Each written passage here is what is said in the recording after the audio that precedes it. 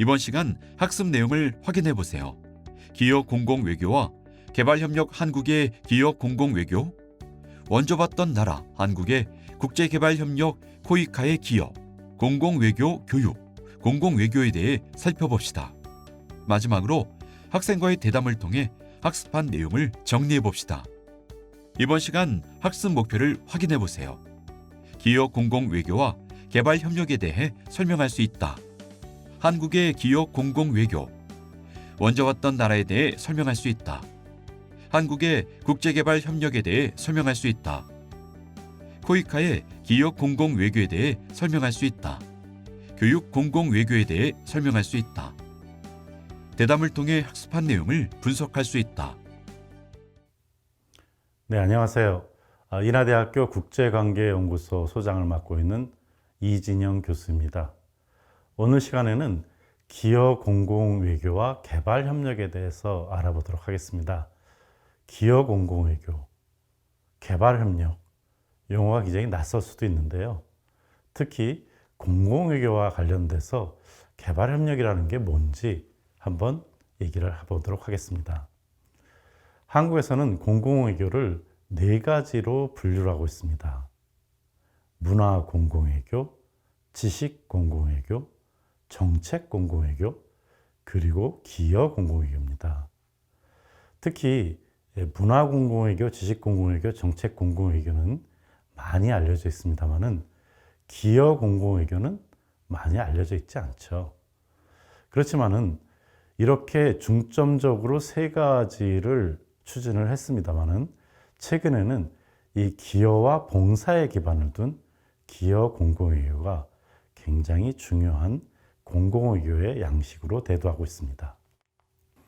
이 공공외교에 있어서의 기업 공공외교라고 했는데 이것이 또 국제개발협력, 개발원조 이런 용어들과 같이 또 사용되고 있습니다.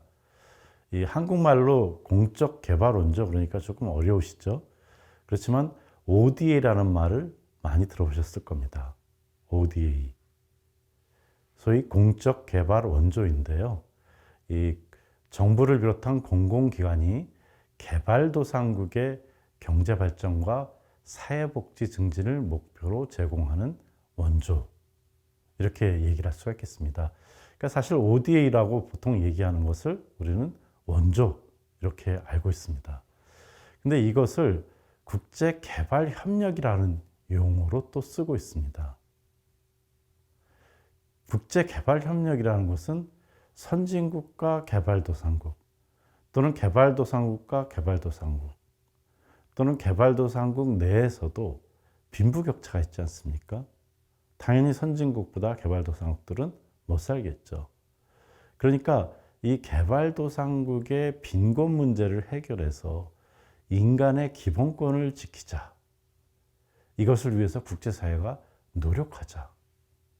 행동하자 하는 것을 국제개발협력이라고 할 수 있겠습니다. 그러니까 어떻게 보면은 국제개발협력은 굉장히 가치적인 개념이라고 할 수가 있겠습니다. 이 개발협력을 위해서 원조라고 하는 것이라고 할 수 있겠고 그 원조라고 하는 것이 ODA라고 표현하는 공적개발원조가 하나의 공공외교의 양식이다. 이렇게 생각하시면 좀 이해하기가 쉽다. 얘기할 수가 있겠습니다. 우리가 공적개발원조 ODA라고 얘기하는데 여기서 직접적으로 원조를 하는 것이죠. 원조라고 얘기하다 보니까 베푼다. 내가 너한테 베푼다는 시혜적 의미를 포함하고 있죠. 근데 개발협력이라고 표현할 때는 협력이니까 뭐예요? 상대도 존중이 될 수 있는 것이죠.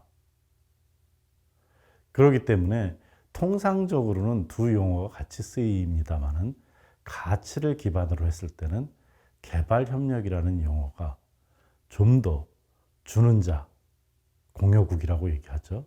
받는 자, 수원국이라고 얘기하는데 동등한 협력관계를 기반으로 발전을 해야 되고 이것이 전 세계가 얘기하는 지속 가능한 상호성장이라고 하는 목표에 맞기 때문에 사실상은 개발협력이라는 용어가 좀 더 쓰이고 있다 하는 점입니다. 그렇지만은 엄밀한 의미로 얘기하면은 용어들은 각각의 특색이 있습니다. ODA, 국제협력, 경제협력, 그리고 지금의 개발협력까지 각각의 특징이 있다는 점입니다. 그러니까 ODA라고 하는 것이 어떻게 보면 재원이라고 할까요? 뭐 돈일 수도 있고 기술일 수도 있겠죠. 이런 것들을 통해서 이전을 시키는 것이죠. 반면에 우리가 국제협력한다 할 때는 꼭 재원 이전이 있는 것은 아니죠. 그냥 교류를 할 수 있겠죠. 경제협력이라고 할 때는 재원이 쌍방으로 협력이니까 이전되는 것이죠. 그러니까 ODA라고 할 때는 재원이라는 게 중시되고 특히 이전이니까 A에서 B로 주는 게 중시되는구나. 그런데 경제협력은 재원이라는 것이 아니라 그 재원이 A와 B 또는 B에서 A로 왔다 갔다 하는 협력적 측면이 강조됐구나. 그리고 국제협력에는 재원 이전이 없이 왔다 갔다 하는 교류를 의미한다. 이렇게 이해하시면 쉽겠습니다. 반면에 개발협력은 조금 전에도 말씀드렸듯이 가치가 좀 더 중시되다 보니까 재원의 이전이 주목적인 ODA랑은 다르게 개발도상국의 경제개발 및 복지 증진에 기여하는 것이 아닌 경우도 포함한다. 그리고 재원 이전의 조건이 상업적인 경우도 포함한다. 좀 더 포괄적인 범위라는 것을 알 수 있습니다. 그래서 우리가 용어가 어떻든 간에 기여 공공 외교라고 할 때 기본적으로 ODA 측면도 있을 것이고 개발협력 측면도 있을 것입니다. 그래서 ODA 같은 경우에 그럼 어떤 동기로 어떤 목적으로 하냐는 것이죠. 받는 국가 중심으로 생각한다면 좀 더 인도적인 고려가 강조가 되죠. 그러니까 받는 나라의 수원국의 경제사회 개발 및 복지를 증진시키기 위한 것이라고 한다면 주는 나라, 공여국은 다른 생각도 하고 있다는 것입니다. 정치적 고려를 할 수 있겠죠. 외교적인 목적이 있어서 군사적으로 그 나라와 연결되고 싶어서 지원을 하는 것이죠. 그러니까 국제 질서를 유지하는 목적에서 강대국들이 하고 있기도 하다는 것입니다. 또한 경제적인 것도 단순하게 지원하는 것이 아니라 그 지원을 통해서 시스템이 만들어지면 결국은 공여국의 상품이 계속 갈 수가 있겠죠. 또 수원국, 받는 나라에서 원자재 같은 것을 안정적으로 수입할 수도 있는 그런 이익이 있기 때문에 ODA를 한다 하는 것입니다. 그렇기 때문에 ODA는 어떻게 보면은 원조라고 얘기하지만은 사실상 외교에 있어서 하나의 중요한 수단으로 사용되어 왔다는 것입니다. 그래서 이 ODA라고 하는 것이 뭐 양자간이라는 것은 한 나라와 다른 한 나라가 해당되는 것이고요. 다자간이라는 것은 여러 나라가 해당합니다. 가령 뭐 아프리카 이런 것들도 있을 수 있고요. 또는 UN 같은 국제기구 같은 경우도 해당이 되겠습니다. 그래서 아주 구체적인 내용은 우리가 이 개발협력과 관련된 별도의 수업이 필요할 정도이기 때문에 여기서는 생략을 하도록 하겠습니다. 중요한 것은 이 개발협력, 국제개발협력을 하는 데 있어서 주체가 누구냐 하는 것이죠. 주체는 다양합니다. 당연히 공여국 정부가 있겠죠. 그리고 국제기구인 UN이라든지 산하기구가 있겠죠. 또 국제개발금융기관들이 있습니다. 다양한 국제기구들이 개발협력에 관여하고 있습니다. 가령 우리가 UNHCR이라고 하는 난민을 다루는 기구 있죠. 거기서도 개발협력을 합니다. 반면에 우리가 이 공여국이라고 한다면 다양한 공여국들이 있을 수 있겠죠. 전통적인 공여국들, 이 OECD 국가들은 DAC라는 기구를 만들어서 사실상 공여국 기구를 구성했고요. 또 중국과 같은 신흥 공여국도 있다 하는 것입니다. 대표적인 것이 이 DAC입니다. 한국어로는 개발원조위원회라고 번역을 하는데 그냥 DAC라고 쓰고 있습니다. 그래서 이 DAC는 선진국들 중에서 원조를 하는 나라들의 모임이다. 이렇게 생각하시면 되겠습니다. 그래서 실제상으로 국가로서 원조를 하는 데 대부분을 형성하고 있고, 이 GNI라고 하죠.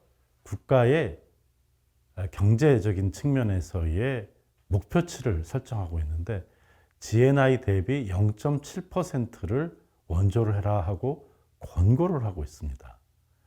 물론 권고기 때문에 여기의 목적에 달성된 국가는 별로 없습니다만은 대표적으로 노르웨이, 룩셈부르크, 스웨덴, 덴마크 등이 이것을 넘어서서 지원을 하고 있습니다. 이 DAC 회원국 중에 상위 5개국은 미국, 영국, 독일, 일본, 프랑스 순으로 나타나고 있습니다. 그러니까 어떻게 보면 지금 우리가 ODA라고 얘기를 하고 원조라고 그냥 한국어로는 번역하고 있습니다만은 이거보다는 좀 더 국제개발협력이라는 용어가 사용돼야 된다 하는 점을 얘기할 수 있고요. 물론 그렇다고 해서 국제개발협력이 굉장히 광범위한 기업 공공외교의 틀을 형성하는 겁니다만은 ODA라고 하는 소위 무상원조에 기반한 ODA라고 하는 것이 일반적으로 또한 쓰이고 있기도 합니다. 그리고 또한 행위자에 있어서도 국가뿐만 아니라 DAC 같은 선진국들의 기구, 유엔과 같은 국제기구, 기타 많은 국제기구들이 이 기업 공공외교를 하고 있다는 거죠. 최근에는 기업들, 민간들에서도 이 기업 공공외교가 굉장히 중요한 요소로 대두하고 있습니다.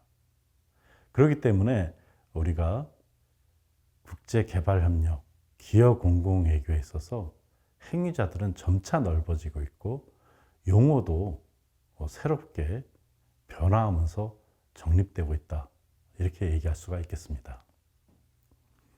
우리가 한국과 관련된 기업 공공외교는 다양한 홈페이지를 통해서도 살펴볼 수가 있습니다. 이 공공외교 기본적인 것은 공공외교 홈페이지가 있습니다만은 한국에서는 이 개발협력에 대해서 다른 또 홈페이지가 있습니다. 국제개발협력 포털이라고 하는 홈페이지가 있어서 이것을 통해서 좀 더 살펴볼 수가 있다 하는 것이고요. 한국은 2009년에 선진국들의 기업 공공외교라고 할까요? 개발협력을 하는 DAC에 가입을 했고요. 2010년도에 개발협력에 관한 기본법을 만들어서 법제화를 했습니다. 그러니까 공공외교도 2010년도부터 시작했다 할 수 있는데 이 ODA에 관계된 것도 2010년부터 시작을 했고 그 결과 공공외교의 4개 부문 중에서 기업 공공외교와 공공외교와 연관되는 즉 개발협력 ODA가 공공외교와 연관되는 것은 조금 지체가 됐고 늦어졌다 하는 점입니다. 이런 측면에서 봤을 때 우리가 기업 공공외교, 공공외교의 문화, 지식, 정책에 의해서 기업 공공외교가 있습니다만은 이 기업 공공외교는 한국에서는 ODA를 중심으로 기본적으로 설정이 됐고 2010년 이후에 점차 발전되어 왔다. 이렇게 정리할 수가 있겠습니다.